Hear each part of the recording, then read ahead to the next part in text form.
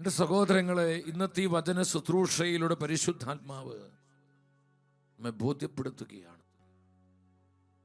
ഏതു പ്രതിസന്ധിയിലും കഷ്ടതയിലും ക്ലേശത്തിലും നമ്മെ കരുതുന്ന കർത്താവിൻ്റെ സാന്നിധ്യം നമ്മൾ അനുഭവിക്കണം.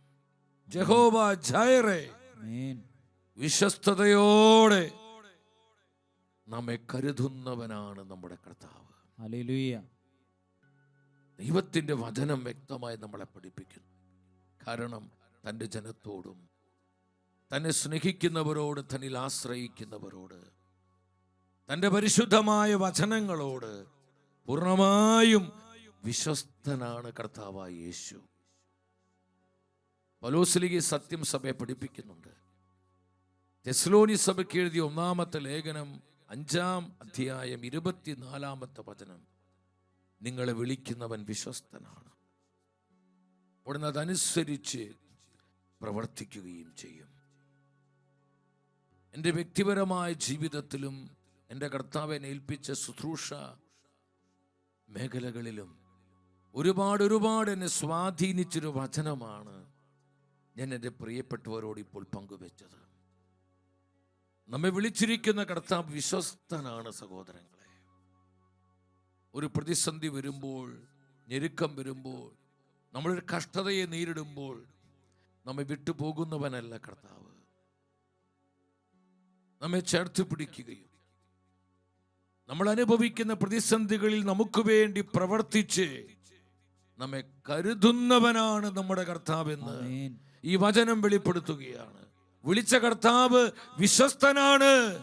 തൻ്റെ വിശ്വസ്തതയിൽ അവിടുന്ന് നമുക്ക് വേണ്ടി പ്രവർത്തിക്കും. നമ്മുടെ കുടുംബങ്ങൾക്ക് വേണ്ടി, നമ്മുടെ ആവശ്യങ്ങളിൽ ദൈവം പ്രവർത്തിക്കുകയാണ്. എൻ്റെ സഹോദരങ്ങളെ, നമുക്ക് പ്രയാസങ്ങളുണ്ട്, ദുരിതങ്ങളുണ്ട്, സങ്കടങ്ങളുണ്ട്, വിട്ടുമാറാത്ത തകർച്ചകളെല്ലാം ഉണ്ട്. ഇതിൻ്റെ നടുവിൽ നമ്മൾ ചെയ്യേണ്ട ഒരു പ്രധാന കാര്യം ഞാൻ നിങ്ങളോട് പറയുകയാണ്. കർത്താവിൻ്റെ വിശ്വസ്തതയിൽ പൂർണ്ണമായി നമ്മൾ വിശ്വസിക്കുക. സാഹചര്യങ്ങൾ എന്തു തന്നെയാകട്ടെ, ഒരു സാഹചര്യവും ദൈവത്തിന് പ്രവർത്തിക്കാൻ തടസ്സമല്ല. നമ്മുടെ ജീവിതത്തിൻ്റെ ഏത് സാഹചര്യത്തിലും തൻ്റെ വാഗ്ദത്തങ്ങൾ നമ്മിൽ നിറവേറ്റുവാൻ ശക്തനും മതിയായവനുമാണ് കർത്താവായ യേശു. അവിടുന്ന് വിശ്വസ്തയോടെ പ്രവർത്തിക്കും. നാം തിരുവചനത്തിലേക്ക് വരുമ്പോൾ സുവിശേഷത്തിന്റെ തീയായി കത്തിജ്വലിച്ച സ്ലീഹയാണ് വിശുദ്ധ പൗലോസ്. പൗലോസ്ലീഹ തന്റെ ജീവിതത്തിൽ താൻ അനുഭവിച്ച കർത്താവിന്റെ വിശ്വസ്തതയും തന്റെ ദൈവാശ്രയ ബോധവും സഭയോട് പങ്കുവെക്കുകയാണ്. തിമോത്തിയോസിന് എഴുതിയ 2-ാമത്തെ ലേഖനം 1-ാം അധ്യായം 12-ാമത്തെ വചനത്തിൽ ദൈവത്തിന്റെ വചനം പറയുന്നു, ഇക്കാരണത്താലാണ് ഞാൻ ഇപ്പോൾ ഇവയെല്ലാം സഹിക്കുന്നത്. ഞാൻ അതിൽ ലജ്ജിക്കുന്നില്ല. എന്തെന്നാൽ ആരിലാണ് ഞാൻ വിശ്വാസമർപ്പിച്ചിരിക്കുന്നതെന്ന് എനിക്കറിയാം. എൻ്റെ സഹോദരങ്ങളെ, എന്തുമാത്രം പ്രത്യാശ തരുന്ന വചനമാണിത്. ഈ കാരണത്താലാണ് ഞാൻ ഇവയെല്ലാം സഹിക്കുന്നത്. ഏതാണ് ഇവയെല്ലാം എന്ന് പറയുന്നത്?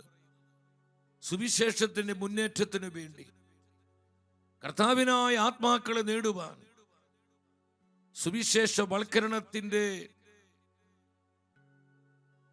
അഭിഷേകമായി മാറുവാൻ വിശുദ്ധ പൗലോസ് അനുഭവിച്ച നിരവധിയായ കഷ്ടാനുഭവങ്ങളുണ്ട്. അപ്പോസ്തലന്റെ സഹനത്തെക്കുറിച്ച് പൗലോസ്ലീഹ കൊരിന്ത്യക്കാർക്ക് എഴുതിയ 2-ാം ലേഖനത്തിൽ വിവരിക്കുന്നതായി നമ്മൾ കാണുന്നുണ്ട്. സ്ലീഹ പറയുകയാണ്, ഈ സഹനങ്ങളിലൊന്നും ഞാൻ ലജ്ജിക്കുന്നില്ല, എനിക്ക് ഭയമില്ല. കർത്താവിനെ പ്രതി, ദൈവവചനത്തെ പ്രതിയുള്ള സഹനങ്ങളിൽ എനിക്ക് ലജ്ജയില്ല, എനിക്ക് നിരാശയില്ല, വിഷാദമില്ല.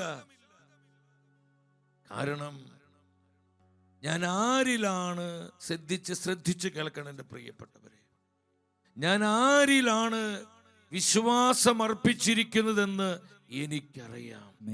ഞാൻ വിശ്വാസമർപ്പിച്ചിരിക്കുന്നത് സർവശക്തനായ എന്നെ വിളിച്ച വിശ്വസ്തനായ എന്റെ കർത്താവിലാണ് ഞാൻ വിശ്വാസം അർപ്പിച്ചിരിക്കുന്നത്. വാക്കു പറഞ്ഞ് ചതിക്കുന്നവനല്ല എന്റെ ദൈവം.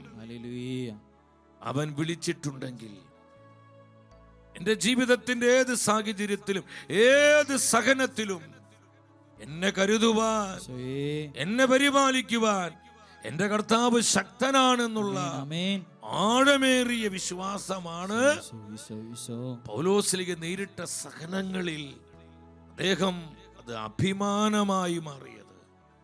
ലജ്ജിച്ചും വിഷാദിച്ചും നിരാശപ്പെട്ടും പിന്മാറ്റത്തിലേക്ക് സ്ലീഹ പോകുന്നില്ല സഹോദരങ്ങളെ. നമുക്കൊക്കെ ഒത്തിരി ഒത്തിരി ഒത്തിരി സഹനങ്ങളുണ്ട്. കുടുംബജീവിതത്തിൽ, വ്യക്തി ജീവിതത്തിൽ, തൊഴിൽ മേഖലകളിൽ ഇന്നു വേണ്ട ഒരുപാട് സഹിക്കുന്ന മക്കൾ ഈ ശുശ്രൂഷയിൽ പങ്കെടുക്കുന്നുണ്ട്. ഒത്തിരിയേറെ സഹിച്ചുകൊണ്ടിരിക്കുന്ന ജീവിതങ്ങൾ, ഉത്തരം കിട്ടാത്ത പല ചോദ്യങ്ങളുമായി ഭാരത്തോടെ കഴിയുന്നവരെ, എൻ്റെ സഹോദര സഹോദരി, ഇത് നിനക്കുള്ള പരിശുദ്ധാത്മാവിന്റെ ഉത്തരമാണ്. കർത്താവിന്റെ സത്യവചനത്തിലൂടെ റൂഹ നിന്നോട് സംസാരിക്കുന്ന സമയമാണിത്. നിന്റെ സഹനങ്ങളിലും നിന്റെ ദുരിതങ്ങളിലും നിന്റെ കഷ്ടതകളിലും മാറിപ്പോകുന്നവനെല്ലാം നിന്നെ വിളിച്ച കർത്താവ് ഒരു വിധത്തിലും ഞാൻ നിന്നെ അവഗണിക്കുകയില്ല, ഞാൻ നിന്നെ ഉപേക്ഷിക്കുകയില്ല. സഹോദരങ്ങളെ, നമ്മൾ വിശ്വാസം അർപ്പിച്ചിരിക്കുന്നത് ഒരു സാധാരണ വ്യക്തിയിലല്ല, ഈ ലോകത്തിന്റെ യാതൊരു വിധത്തിലുള്ള സംവിധാനത്തിലുമല്ല. നമ്മൾ ആരിലാ വിശ്വാസം അർപ്പിച്ചിരിക്കുന്നത്? നമ്മുടെ ആശ്രയത്വം ആരിലാണ്? നമ്മുടെ ജീവിതം നമ്മൾ ആർക്കാണ് ഏൽപ്പിച്ചു കൊടുത്തിരിക്കുന്നത്? സർവശക്തനും സർവാധിപനുമായ കർത്താവിന്റെ കരങ്ങളിലാണ് നമ്മുടെ ജീവിതം. ഹല്ലേലൂയ! അവന്റെ വിശ്വസ്തതയിലാണ് നമ്മൾ വിശ്വസിച്ചിരിക്കുന്നത്. ആ കർത്താവിലാണ് നമ്മുടെ ആശ്രയത്വം. നമ്മുടെ ആശ്രയത്വം സഹോദരങ്ങളെ, ഒരു നാളും നമ്മൾ ഭയപ്പെടേണ്ട.